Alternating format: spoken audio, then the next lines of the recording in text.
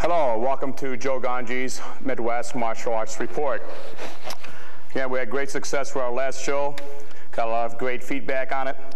Today I want to talk to you about a little bit of flow with the environment. And basically the environment being anything that is around you, such as when you're walking out of your house, in your apartment, in the parking lot. It's very important to be prepared and be aware in any type of situation. A lot of people do take martial arts nowadays, and the problem that we have with a lot of students is that they take classes inside a very nice studio, and therefore what happens afterwards, they only practice within a studio environment as opposed to trying their martial arts techniques, let's say outside in the parking lot, in the street, in their apartments, in a phone booth, in an alley. Again, it's very important that you try martial arts under different types of condition, in snow, under ice, gravel, grass, whatever it may be. So again, flowing with the environment is very important, being aware of what's around you. Have to go a little bit to my cards here. And again, today we have traditional versus eclectic. A lot of people will say, well, what is the basic difference?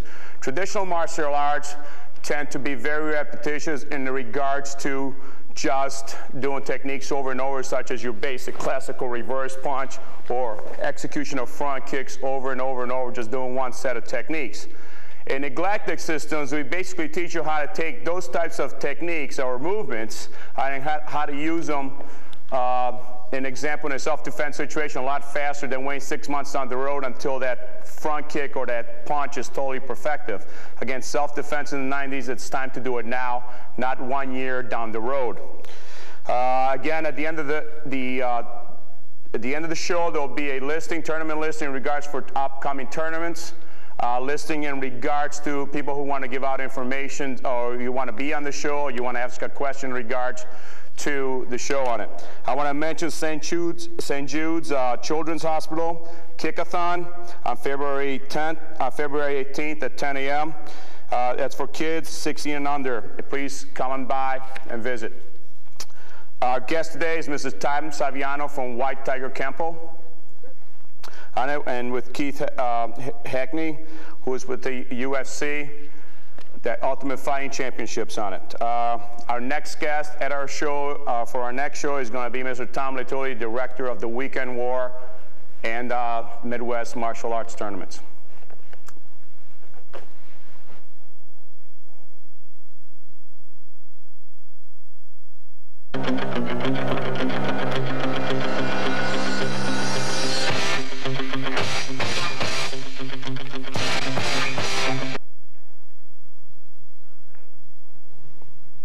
Hi, welcome back to Joe Gangi's Midwest Martial Arts. This segment of the show is called Self-Defense in the 90s. Today we're going to show you different situations, or a couple different situations, in a self-defense aspect you might encounter out in the street. My assistant today is going to be Sensei Kevin Kamikaze Miller. I will be assisting. We're going to show you a situation. Let's say when you walk into your, an example, our lovely mailbox here, and we're depositing an envelope, and somebody comes up alongside of us and grabs us by the shoulder. This is going to be our first scenario. So again, as you're walking out, Kevin, you're going to deposit on it. The opponent does grab your left, check. What you want to do is come back to the groin, elbow, and back kick him out of position on it. Okay? Now, this time we're going to do is we're going to show you in slow motion. You know, as I'm approaching here, I have to be aware of my surroundings. My opponent's on my left. So I deposit. I'm checking so he doesn't interfere. My hands are up. I'm striking the groin area. Coming back, elbow, slight step out, kicking at the groin level, dropping it, and I'm out of this position. Excuse me if this stuff happens, faulty mic, we'll adjust it. Okay, second scenario is going to be where the opponent, after you have dropped off your mail, he does grab you from the rear. So again, I've dropped off my mail, I'm walking out, all of a sudden the person bear hugs me from the rear, I'm going to headbutt him, groin, set up, sweep, and finish. Okay. Again, as I'm walking out, my opponent grabs me. So coming out, I'm going to sink out, headbutt, boom, take it, sweep, and finish out. Okay. Our third scenario is I'm walking out of here. What's going to happen is my opponent's going to have a front-to-front confrontation here. Okay. So therefore, as I'm going towards my mailbox, my opponent's going to Technique's going to try and get in my face by shoving me. I'm going to try and avoid it. Now, again, as he comes in towards me, he's going to reach, come in again, trapping down, kick to the groin, elbow, face rip, and down. Okay? Again, as he grabs towards me, trap, boom, groin, face rip, and down. Okay. Next situation, our opponent's going to grab with his left hand. So you guys left hand, he's going to swing at me right. I'm going to block, cross, upward, clawing the face again, leg rip, down, and I'm out of position. I'm running away from the target. Okay. Second situation, the opponent's going to come in, swing at me straight right hand, going to sidestep groin, striking the rib, arm break over, stomping to the head area, getting out of there. Give you a left look at this, comes in left hand, sidestep groin, hit, down, stomp, and I'm out of position, I'm out of there. Again, make sure when you're doing these techniques that if the opponent does come in, you don't stand and just lean away. Sidestep your attacker, kick to the groin, punch the ribs, reset, arm break downward, step over, stomp, and get out of there. Do not admire your work. Get out of position fast. Okay. Now, second situation, opponent shoot a left hand. Okay, blocking 1, 2, 3, 4, 5, 6, 7, 8, 9, 10.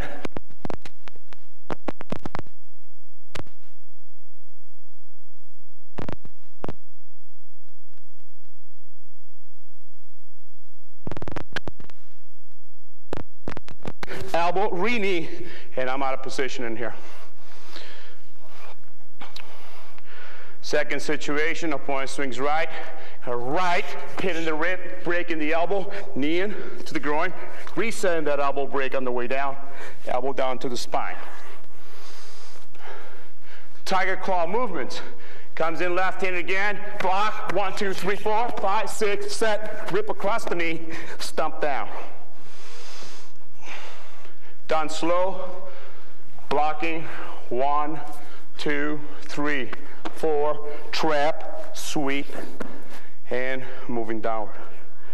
Again, it's important that you understand how to hit. So when I'm striking my opponent, I'm striking him with the knuckles, striking with the heel part of the hand, ripping of the fingers, elbows, knee. Do not swing wild, swing from within. When you're executing self-defense, make sure you do it 100%. Do it with everything you have. Do not hesitate. Okay, so again now, I'm going to show you a situation where the opponent does, let's say he does no martial arts, you mind your own business, in the corner he throws a round kick at you. Okay, block, grab, sweep, stomp the groin, and exit. So what's happening here, excuse the mic. What's happening here is he throws around, I'm sidestepping out. Again, one more time. Sidestepping out, trapping it. I'm hitting, catching, kneeing, ripping back across the knee, and I'm stomping the groin area. Okay? Not a nice technique, but very effective technique on it. Okay. Next type of mugging situation you might find is he might throw a left punch, you might block out position, he might grab around your neck. Boom, now you're in here. Again, tuck in the chin, elbow strike, sweep back to the groin area. You have your right leg step back, rip across the knee area. You have a nice elbow lock position and stomping. So again, he throws a punch at me. I block it, I'm out of position. He grabs it. Okay, tuck in the chin, groin, elbow, rip back. Okay, stomp. I got a nice elbow position, knee and finish. There's other videos we'll follow up on.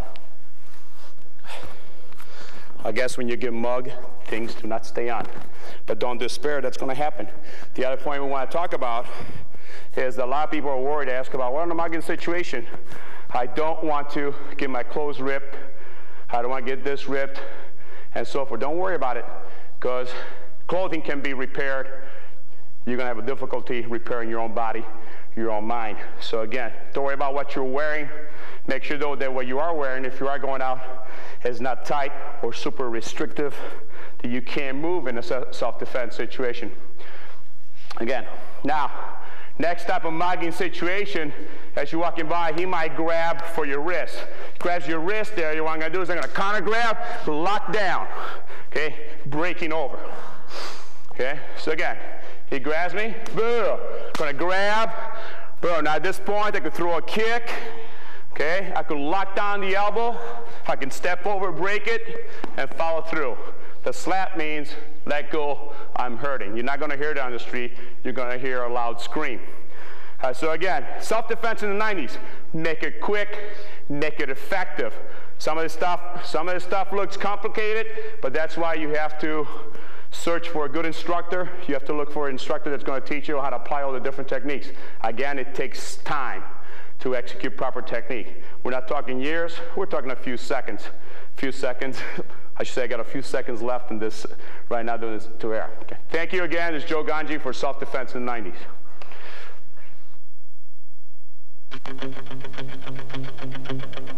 Hi, welcome back to Joe Gangi's Midwest.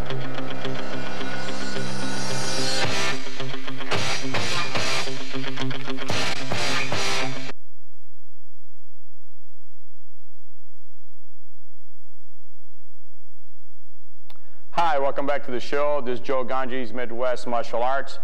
This is the youth spot, or the youth section, youth report of the program.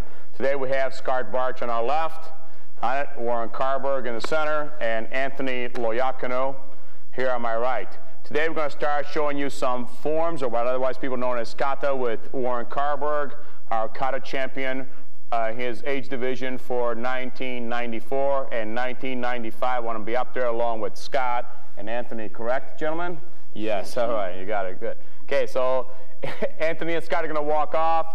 And what Warren's going to do is going to show you a basic form, not a basic, I'm sorry, my fault on that. It's going to be an advanced form on it, a basic hard style. Even though we're a Kung Fu style, we have soft systems and hard systems within our style. So therefore, he's going to show what's called Roko Seisan modified, which is a winning championship national form. Okay, if you gentlemen walk off, Warren on center, have fun.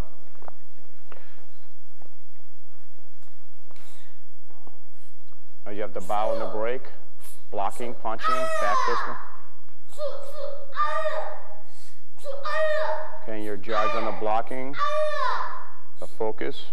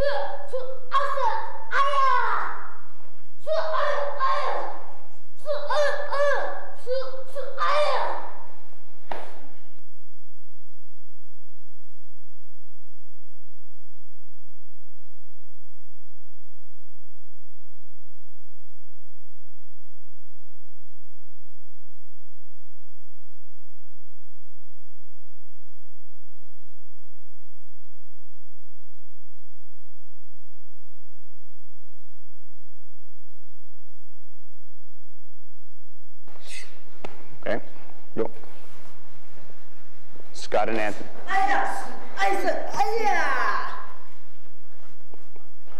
Okay, notice Anthony's blocking, kicking, grabbing, kneeing, elbowing down. And Scott attacks and kicks, grabs, elbows. Next attack. And Scott blocks, kicks. Kind of slow motion. Blocking, kicking the leg, knee to the rib area. Next attack.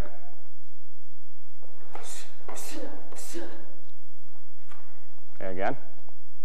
Side step, kick to the groin, kick the thigh, boom, comes off of another punch and counters.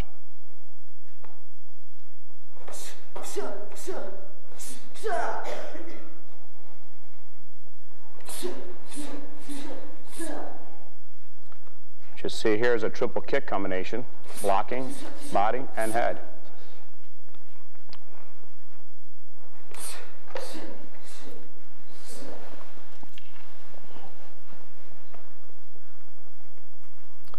Okay, this is going to be defense against grabs.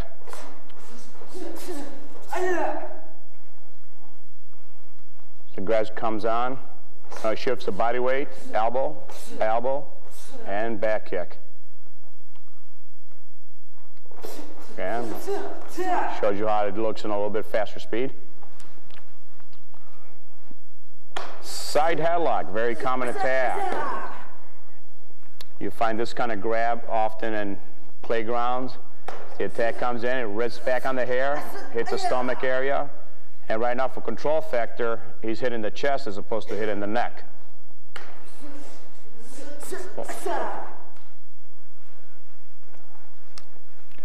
Next, we're going to move to club defense. Basic attack against a club attack. Basic defense, sidestepping, kicking.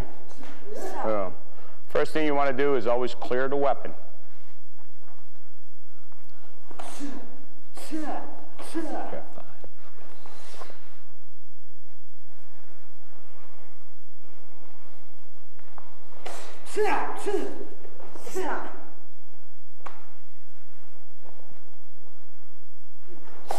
now the sights, boom. Okay. Next attack, you're going to see this come in slow as the clubs comes in. Anthony steps into the inside, knife hands on neck, hits the groin, pops the elbow, steps into secure, and resets the elbow on the shoulder, making sure that the weapon is dislodged.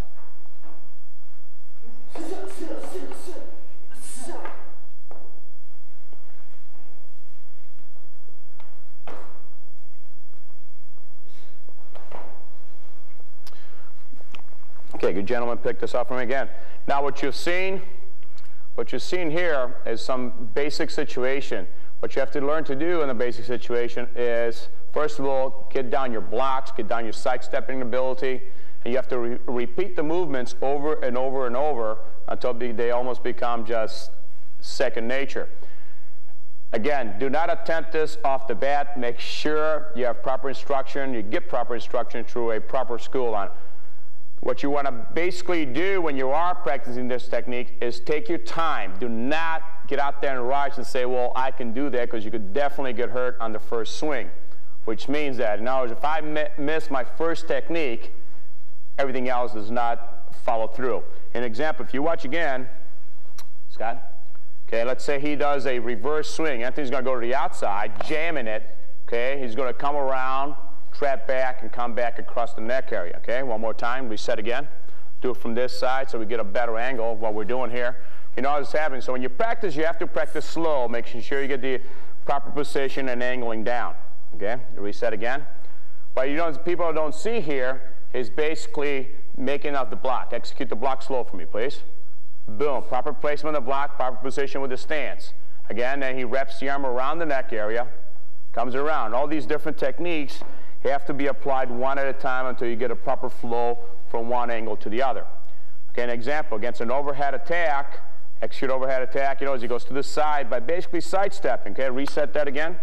So first, though, you have to do first things first. Make sure as the club comes in, Anthony sidesteps, okay? Now he kicks to the groin, punches to the head, boom, and sets up with an arm bar as he takes him down, boom. Okay, now that's slow.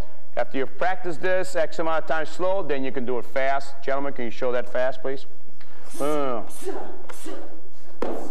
And down. Okay. Give him the club, friend. Okay. Now, next thing again, done slow. Anthony's going to swing at him from the outside. Scott's going to come into the inside and block. Again, you know it's a double hand block. Again, the hand, you have to hit the forearm, you have to hit the bicep, then you have to trap the hand and grab it so he doesn't come back with a second swing. He hits the neck, follows through to the groin, rips back on the arm, boom, can grab the weapon, take the weapon away from the hand, and he could hit back if need be. Boom. Okay. Again, one more time. And go. In, 2, 3, 4, 5, and 6. Boom. Okay. Thank you. Okay. Next set is simple grab defense again. Scott is going to grab Anthony, double lapel grab. Okay, boom. Double check over, body punch. Go. 1, 2, boom, follow. Bam. Reset again. Go. Grab. Dislodge. Bam. 1, 2, bam. Okay. Anthony grabs Scott. Scott's going to show you a different variation. Boom. Trap over. Hit. Down and elbow back. Okay, do that slow, please. As it comes over, he grabs, hits the body, steps in, breaks the grip, and comes back with his elbow into the face area. Again, when you're working these techniques, do not try to get out there and try and do them as fast as you can. Do them slow, making sure you hit the proper targets and so forth. So again, because if you hit the wrong target, it's not going to work as well. Okay, you might hurt the individual, but it's not going to work in a process that you want by dropping the individual as fast as you can. Again, this is Shihan Gangi, Youth Focus, along with Anthony Loiacono and Scott Bartsh. Again, be aware, be prepared. If you need instruction, please look up at different, in the yellow pages in regards to different schools. And again, we'd like to thank you.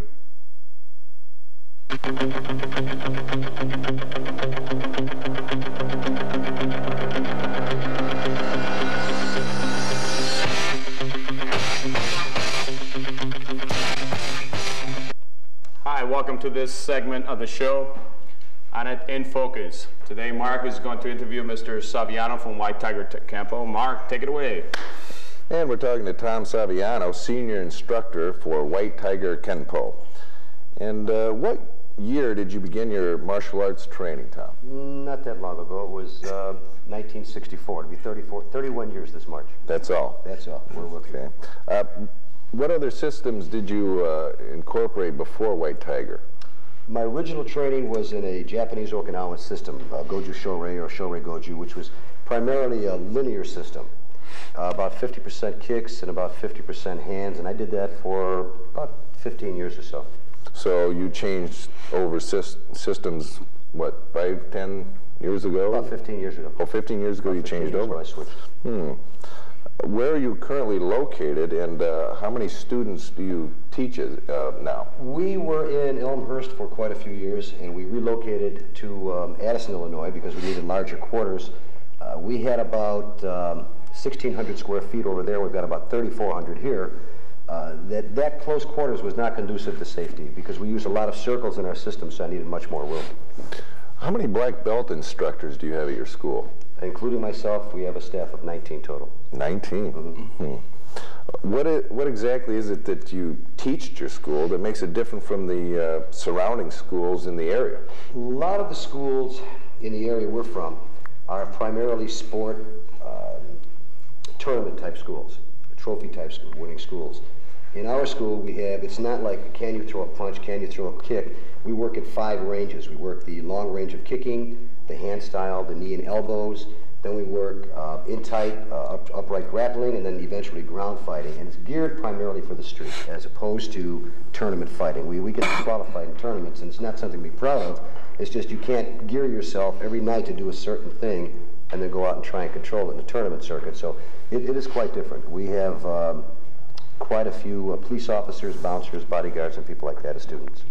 Well, let's talk a little bit about the UFC, which is Ultimate Fighting Challenge. Mm-hmm. Why did you select Keith Hackney to represent your school?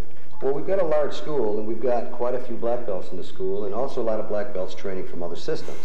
But Keith is pretty well diversified as far as all 5 ranges, the kicking, the hands, knee, elbow, upright grappling, ground fighting, and also he's got a tremendous heart. And on top of that, he really wanted to do this. He really wanted to do it. So the thing to do was submit the application. They accepted him, so we went in, and the rest obviously is history. What were your feelings when Keith drew Emmanuel Yarborough? Well, I'll tell you what, I was pleased. Jeff is Keith's #1 sparring partner. He was pleased, but I think maybe Jeff can answer that question, or Keith can answer that question better. What went through my mind was it really didn't matter who I fought. I was really pleased that I did get him just as a way to get in there and test myself. I've never fought anybody that big. Nobody big guy. Will you return to UFC? Yeah, eventually I will. There's no time period on it right now. Mm-hmm. It's definitely set for the future, though. Something I want to do. Any plans for any other competitions, such as tough man, kickboxing, anything like that? In our school, yes. We've got one fella who saw Keith in UFC 3. He comes in from Rockford, Illinois, because he was training with someone who was dissatisfied with the training, and we're preparing him now for tough man contest couple of other students, senior browns and first blacks that want to train for kickboxing. So a lot of excitement has come out of it. We've got a lot of things on our plate right now. What do you think it is that makes your White Tiger system so effective? I think the fact that it's no-nonsense, street effective techniques. We don't use a lot of basic, and I don't mean to belittle any system because we do train into reverse punches, but we don't want to throw, let's say, a solid reverse punch because, which every school teaches, but there is no way. I just sent a letter to Bill Wallace. Our friend Mr. Wallace said in an article that he saw a lack of traditional techniques, but when you have a man who is 618 pounds and 6'8", it makes no sense to try to reverse punch a 4 foot wide, 3 foot thick body. Our systems, I devised a system, Jeff worked Keith on it, Keith executed the plan, and he dropped this man in 13 seconds, kept him down in 1:59. If I could intervene on in regards to traditional type martial arts on it, that Mr. Bill Wallace saying something's traditional. Mr. Bill Wallace works off of what's called a hook kick, round kick, side kick combination on a triple. He's working basically a triple kick standing on one leg, and that's as far as you can get away from traditional, if I'm correct or not, Mr. Saviano. That's why a lot of people come in and they critique what we call like an eclectic system, or a system that works for the individual as opposed to being traditional, like I said in the beginning of the show. So people have to understand the differences. What works is basically the individual and how he is taught. Back to you, Mr. Saviano, Mark. It's the street effective techniques that are going to work. And I don't mean to belittle any system, I certainly wouldn't do that, but to teach something, you know, you have to understand, we've traced our system back to 527 AD. And everybody back then was 4'6" and weighed 90 pounds. You could do that because the other guy did it. But today, you're fighting people who are 6'6". Jeff is 6'3", he's 235 pounds. And he's 20 years younger than me. I'm in my 50s. I cannot fight him with reverse punches. I've got to work in other systems to work in. So the system works, or it's effective because it's so eclectic, and we've taken from so many people. Is there anything that you see happening in the martial arts today, the community as a whole, that tends to upset you? Yes. And I could do 2 hours of this, but I won't. One example is the tournament circuit. I used to go to tournaments. I was a competitor as a younger man back in the 60s, and we didn't have gloves then. And we didn't do what Keith does now. We called it bare knuckle, but that was only because gloves weren't invented. But we tried to spare each other of contact. But what I see today is lack of sportsmanship, lack of respect. I would never think, Shihan Gangi would never thought when he and I came off that same ground, man, we would never think of arguing with the judge. My instructor would have beat me to death. Now that's true nowadays. You get a lot of people who are in it just for the sport aspect of it, and you have a lot of disrespect because they treat it as a sport as opposed to it's still a martial art. Exactly. So there's a few of us left who still push the martial arts, a seriousness of it, as opposed to just scoring a point, getting a trophy, and who cares, wait till next weekend. So exactly. I've been to tournaments that I just refuse to go back to because they line up and they extend the glove and they touch the guy on the shoulder and he walks out with a 6-foot trophy and he believes he's a champion, a world champion. He's never fought anybody in the world, but he's a world he's champion. A world champion. I do one tournament a year, and that's Shihan Gangi's. That's because I like the way it's structured. Well, on the other hand, what would you say that pleases you? The fact that the old saying about what goes around is coming around, I see that in a tournament like the Shihan Gangi's tournament and some of the others, there's a tremendous amount of respect. I can walk through a room and have a brand new black belt go out of his way to shake my hand because he knows I'm a friend of someone or he sees your stripes or whatever. My students certainly know Shihan Gangi. My instructor currently, after 42 years of practice, became a master. It took him 42 years. And I think there are a few of us that are pressing the fact that there should be some respect from younger black belts to older black belts, and I see that coming back slowly, so that's pleasing me. What about the so-called critics who say that tradition is being lost? No, I think exactly that. They're so-called. Number one, they're not critics. A good example of that is the article and the gentleman we're referring to. In his time was a very good fighter. But I don't really think tradition is being lost. I think some people put it on a back burner. Part of tradition is the ori, or the bow in and the bow out. And that's traditional. It's done for a reason. And most students don't even know why they do it. But I think they don't know what they're talking about, to be honest with you. Mm-hmm. Would you agree or disagree that traditional techniques are effective in a street fight against, say, a pretty skilled brawler? I would disagree with them. I don't think they're that effective any longer because there's a certain kick that used to score points. It still does in point karate called a flutter kick, and it's a lead leg or a back leg round kick hits the body in the face very quickly. It's like that. My question to that is, if it's that effective, let me get up and we'll have 2 men hold 3 1-inch boards here and 3 here, and take those two boards out with those kicks. Basic techniques are not that effective, those traditional techniques. Okay. How would you compare a pro boxer to, say, your average black belt? I don't know if you're going to like that. I think the pro boxer is going to take away, probably destroy the black belt, because they work harder and they hit harder. Now I believe we're going to go to a tape. All right. I think the tape we have is, was it of your fight first or the demo? Yeah, I believe it was of the fight first. It's of the fight with Emmanuel Yarborough that Keith fought on September the 9th of '94 in Charlotte, North Carolina. And maybe Keith and I can just kind of voice over the thing. That's the statistics, and now it's time to get it on. That's Keith obviously on the left. You can see the difference in size in these. It literally is, he was a giant. Right about here, he's going to hit him with the technique we worked on. It's a palm heel strike. And this is right here where I get in a little trouble. Keith said to me that this was like getting hit with by a what? Toolbox. A toolbox. He was a pretty large man. And right here I had pressure points into his neck trying to keep him away, but they really didn't work. They've since changed the lock on that game. I think that was a traditional They can't fit because we're all screaming, get back in there. Yeah, that was traditional sumo. Traditional sumo to the fence. This is when we know Keith's a little upset. Yeah. Sure. Yeah, that's it. I mentioned to him that it was time to get angry, and you saw him nod. He was right here, he was angry.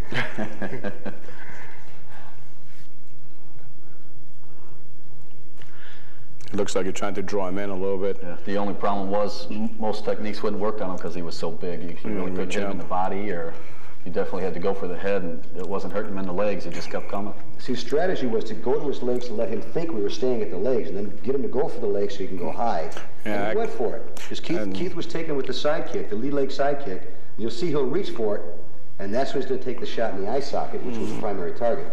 And he went down. It was basic strikes. It was our version of the upswing. I mean, of an uppercut, which you call upswing, and here we go. Yeah, at this time I was doing uppercuts leaning into him, trying to push his weight back, knocked him off balance. And he was a lot faster than people realized. I think the thing is, though, we talked to Emmanuel, he said he didn't want to be there once he started getting hit. Yeah, he was very strong man. This was what, Keith, 41 strikes in a row? Yeah, 41. Close. So I counted it felt 41. like 15. 15. He was just on a roll. I was horsing the back, screaming at him what he should do, and of course he was listening. Yeah, your adrenaline's cooking so fast in there that you're just swinging where you don't want to get They off. had to stop the fight. My heart went out to this man. He was tired. He was letting me out of here. Keith, 159. Yeah. Keith, excellent. That was excellent fighting. Thank you. Yeah, I'm very proud of Keith. He brought a lot of recognition to the system and to the school and of course to himself.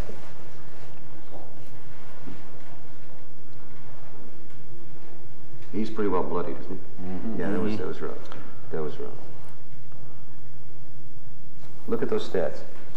And now we've got an exhibition tape that we did with different self-defense techniques from our school. Yeah, we did this at a martial arts expo. Trish is being, one of our black belts, being attacked from the back. What she's doing is just some basic Kenpo self-defense. I mean, basic. She's got a knee break in there. She's got a neck break. She won't carry on. 2 fellas going to take me out with, I want to go there. They're saying, no, you're not. And we're working some basic 2-man just to escape them. Yeah, this was at the Martial Arts Expo, Kick Drugs Out of America. Right, Shihan was there. This one hurt. I felt that one there. Like that on, boo. Oh, a little neck break here. Neck break, yeah, boo. Ouch. Good night. This is Keith defending against Big Jeff. Against a rush. A little bit of groundwork. Yeah, those hurt. That's pretty effective. But you see, there's no tradition. He's not stepping back into a reverse stance and throwing a reverse punch. You've got 235 pounds coming at you. But wait, I paid $200 to learn how to back stance. This is spontaneous, incidentally, because we had no idea what we're going to do here. Jeff defending against Keith. This was taken about 3 months before Jeff got his black belt from us. Since I couldn't beat him with my hands, I figured I'd get a weapon. Right, someone give me a club. This would make a whole lot of sense. Mike, this is all spontaneous. We had no idea where we were going to go with this thing. It's good flow, neck break, face rake. Good night. Delayed death. That's the delayed death that everybody talks about, right? We had some fun doing that. our tradition in our school is you, before and after demonstration, always acknowledge your audience. So here we do our bow to our audience. That was the end of it? I think so. Yeah. There we go. Okay, That was thank you, pretty Mr. Saviano and Keith. How many black belts from other systems are currently training with you at your studio? Currently, outside of my own black belts, we have, I believe, 12 from different disciplines, and they're anywhere from white belt, beginner to intermediate with us at this time. What do you think brought them to you? Very honestly, I interview them. Why do you want to come here? They've heard about us, they've heard about the school, they've heard about our black belts. It's primarily because they won the trophies, they've had some fun, and now it's time for them to get some self-defense. Usually the story is I got beat up in a bar brawl. How many of these other black belts, or how do these other black belts adjust to your system? Very well, because what we do is ask them, with all the respect in the world, to leave your system and your everything else at the door, your egos, and come in with an open mind, and they're all still doing very well with us. Well, thank you very much, gentlemen. It's been enlightening.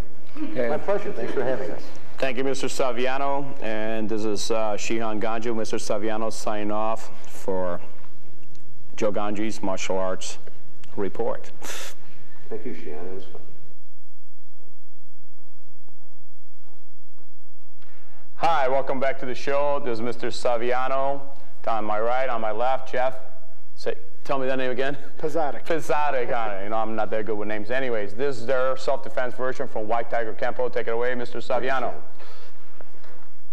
Shihan Gangi asked us to do something as far as Kempo. What Kempo is known for is low-line kicks and rapid hand strikes. To get out here in 3 or 4 minutes and do a technique is going to be kind of silly. So what we're going to do is just work something off the top of our head, something basically unprepared.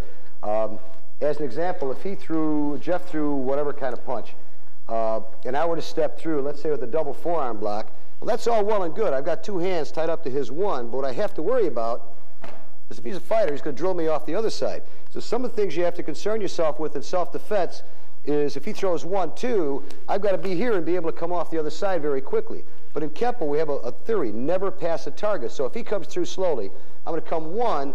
As that other hand is coming, I'm going to rake coming through off to the face. So in the process, we've stopped the attack. Jeff also has contacts on, so we're going to be a little bit careful.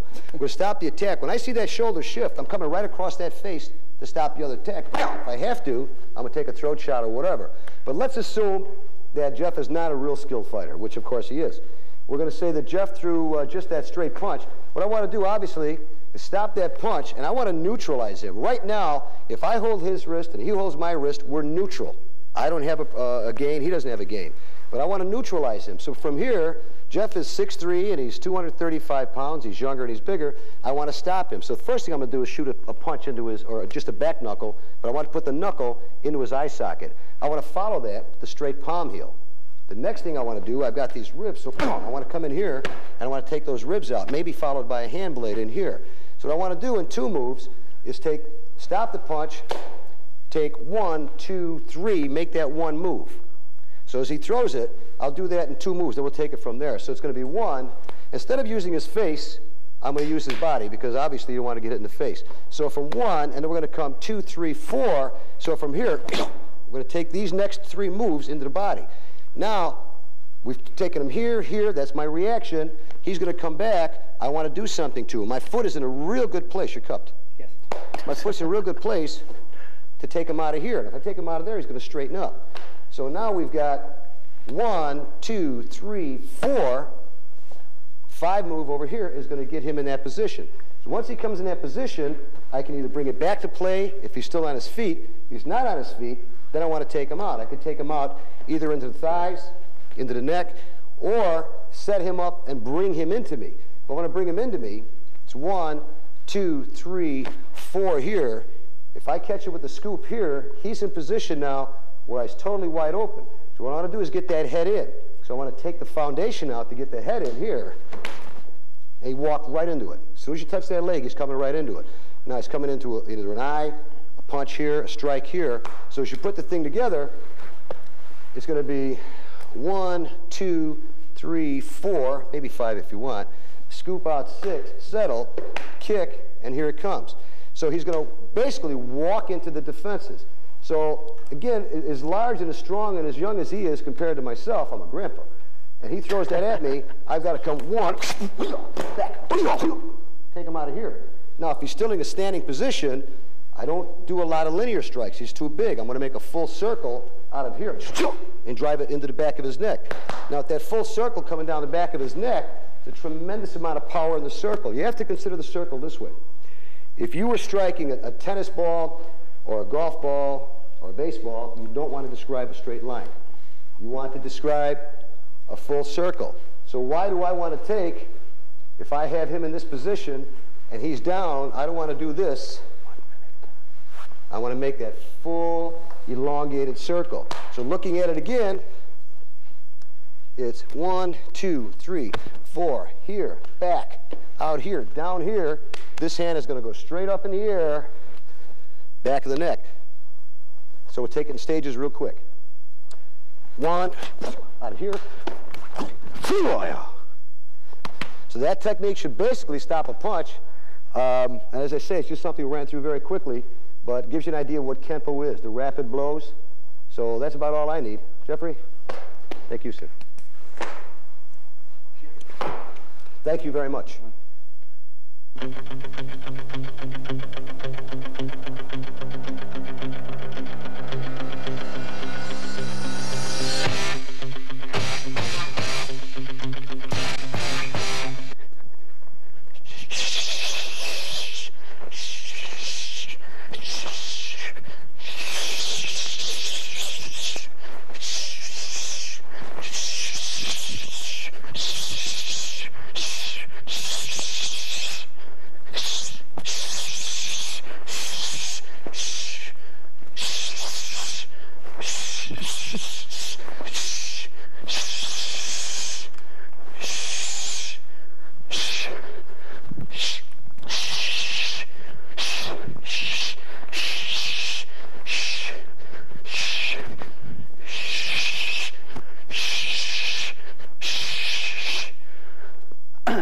Hi, how you doing?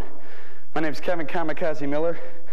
Thanks for showing up to this part of the kickboxing report. What we're going to talk about today is first some ways of training to strengthen up your legs. Shian Gangi, come on. Excuse me. What we call this part of training is slow kicking. It strengthens up your legs so you can give out some powerful kicks. What you do is you use a person as a, not as a crutch, but something just to hold your balance a little bit so you can keep your weight on one leg, holding up, put your other foot at your jaw, and you work slow kicking in different kinds of kicks. It's a round kick, side kick, hook kick. You could turn it up and work the same thing in front kicks. But you work them very slow. It works the muscles so that you can deliver these kind of kicks. Also helps you to keep balance on your feet. Different things. Some of the other things we do is working knee bends a lot, jumping up, keeping your back straight. Helps you build up your legs too. Next thing we're going to work on is working countering with your opponent. If Shian Gangi sets up, he fights out of a southpaw stance, so that means he fights out of his right lead. Means I mess him up all the time. Which, in other things, he's going to be open for a lot of my things, like my power from the rear, okay, which I could parry his hand. He's going to be most likely open for my right hand, but I'm going to be open for his left cross, okay? What we're going to work now first is off of him throwing a lead jab, I'm going to work a parry to the inside, which is a little block to redirect his punch. Now, as he throws his punch, I parried and I move my head out of the way.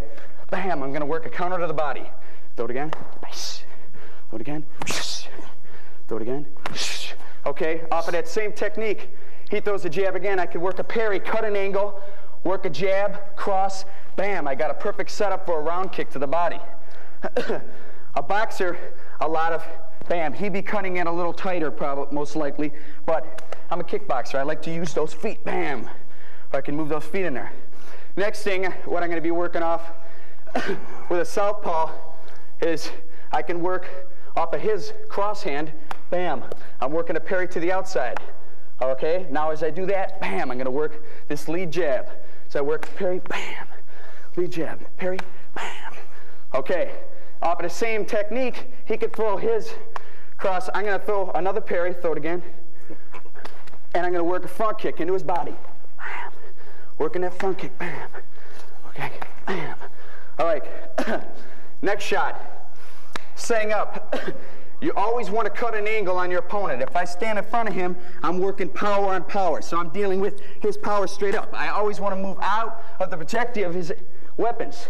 When I move out of that, I got to keep my hands up. If he was to switch up, okay, and I moved out here, the only thing I got to worry about, bam, is that spin. So I got to keep this hand up. Now, what a lot of kickboxers don't use in our type of fighting with our kicks above the waist is they do not use the sweep to the leg, which I use to knock my opponent off balance. So I could use this parry, cross, jab to the body, and use this to set up other techniques. I could use here, bam, bam, boom. Work it again, inside, bam. Just using that quick sweep.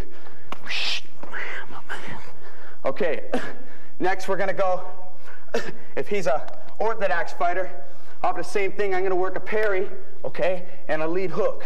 I'm going parry, lead hook. Parry, lead hook. As you notice, every time I parry, I'm not just keeping my hand here, okay? I'm moving my head. And if I move to the inside, I got to deal with what's coming next. Right cross. So I'm going to move to the outside, all right? Now, the reason they call a right cross is because my right hand is crossing over his lead jab. So off of the same parry, I'm going to work from here. Bam. I'm going to right his arm back. You ever see a fighter that throws his jab like this? Okay? That's how you want to pick him off. Bam. I'm going to take the straight path, straight back.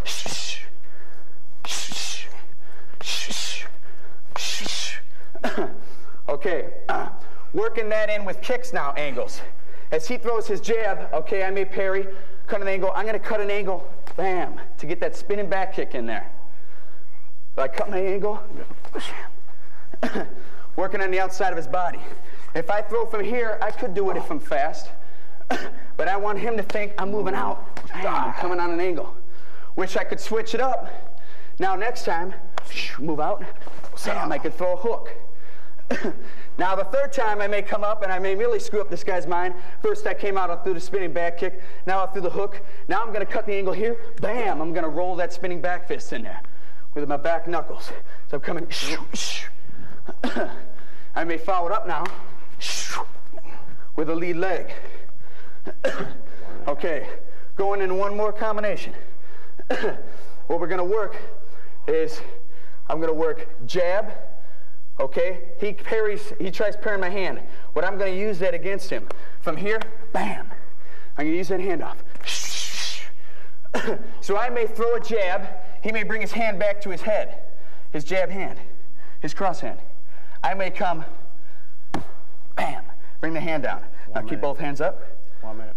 I may go here, here, here, here. Bam, bam, bam. Now I can throw an uppercut. So I'm coming here, bam, bam, bam, bam, bam, and I can slip into the body. That's about enough for the techniques today. I'd like to talk about some of the upcoming events we got coming up. January 21st, we have a kickboxing show out in DeKalb, and there's one coming up February 25th in Chicago, Illinois. So look at the number at the end of the show if you want any information about it. Signing off. Okay. At the end of the show, again, look at the P.O. box. If you have any questions, anything you want to ask, please write us. Thank you, Sensei Kamikaze. Who's?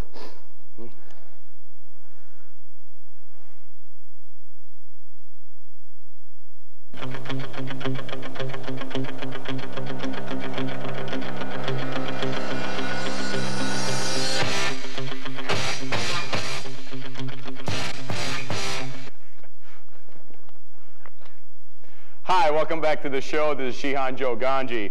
Today on Wild American Samurai Tales, a little story when I used to train in Addison, as of course was one of my first studios was located. We had a young gentleman come in.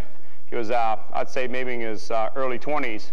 And his claim to fame was basically that his instructor taught him all these death touch techniques, so the ability to touch somebody and the person is going to die in X amount of hours, so forth and so on. Again, this is wild American samurai tales, and you have to hear the very tail end of it. And whether it's fact or fiction, it's totally up to you. Anyways, I keep saying anyways. I don't know why, but I keep saying it. In regards to the tale, a gentleman comes in, and he basically claimed that some of the kicks that we were using at the time were ineffective, and that his instructor taught him how to grab the leg and rip the tendons out, and how to grab your heart and rip it out, and so forth. So he comes up, and we told him to basically step on the mat and execute a couple of his techniques on it. And when he executed his technique, I basically left myself open on it. And he hit me with what's called one of his death palm strikes, or whatever the case was, on it, square in the chest on it. And I basically asked him whether I had enough time to go and get flowers and tell the individuals in my family as to get ready for a funeral. I wanted to know as to how much time I had before I died. Now, the other thing, what he did was we asked him about how he can rip the tendons out, upon which he tried to grab the leg. As he went for the leg, he basically got knocked out. That's our first samurai tale. So whether it's the fact, truth, could be fact, could be truth. This one is a fact, and it's the truth on it. So be aware, be prepared, and don't forget, what a lot of people tell you might be fact, might be lies. You have to get out there and check it out for yourself on it. There's a lot of stories. If you have a story to share with us, please send it in. At the end of the show, you'll see an address box on it. Address it to Alan Ross with the address and the P.O. box. And if you have anything else in regards to the show that you want to talk about, you have an interesting story or a tale that you might have heard, please send it in. Again, be aware when you're talking to a lot of people, there's a lot of tales out there. There's a lot of very interesting martial arts tales, and as we go through, you'll hear a lot more and more about different martial arts stories. Some are very old, dating back to Okinawa, Japan, China, and some are very up to the latest facts, such as the one you just heard about Mr. Tendonmeister, how to rip out the tendons, and I'll kill you and I'll show you your heart before you die type things on it. So again, a lot of this stuff should be disregarded, but at the same time, be ready for action anytime and anywhere. Shihan, we have a question from Betty Janazi of Des Plaines. If a woman takes a self-defense course, will it be safe, and will she be able to defend herself? Well, taking self-defense is a priority in should be a priority in somebody's life on it, Mark, on it. In regards to a woman taking self-defense, it really depends on the school, what the school is teaching. It's very important that she learns how to kick and run. By that means that she gets in there, learns techniques that are going to hit your opponent in vital areas, enough to get her to get away from the situation. Again, we don't want women dropping into their stance and admiring their work. The idea in a women's self-defense is to hit quick, hit fast, hit rapidly, and get out of there. If you like what you have learned in a self-defense course, then again, continue with self-defense instruction for the instructor. The instructor should basically teach you how to be aware in different situations, not just how to stand there, throw a kick, and throw a punch. It has to be applicable to the individual. It has to be applicable to the situation. That's basically it. Again, if you have any questions, please write in. This is Joe Gangi for Midwest Martial Arts. Thank you. Good evening, and we'll see you on our next show.